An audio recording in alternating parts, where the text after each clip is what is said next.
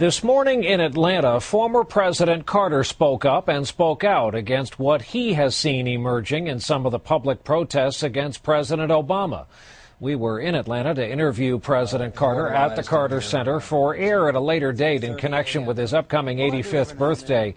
During the interview, we talked about what some see as a heightened climate of racial and other hate speech since the election of President Obama. A certain number of signs and images at last weekend's big Tea Party march on Washington and at other recent events have featured racial and other violent themes, and President Carter today said he is extremely worried by it.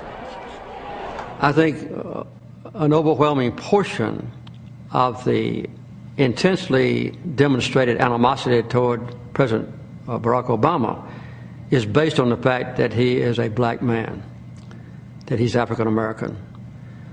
I live in the South, and I've seen the South come a long way, and I've seen the rest of the country that shared this South's attitude toward minority groups at that time, particularly African Americans.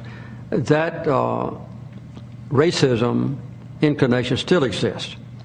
And I think it's bubbled up to the surface because of a belief among many white people, not just in the South but around the country, that African Americans are not qualified to lead this great country.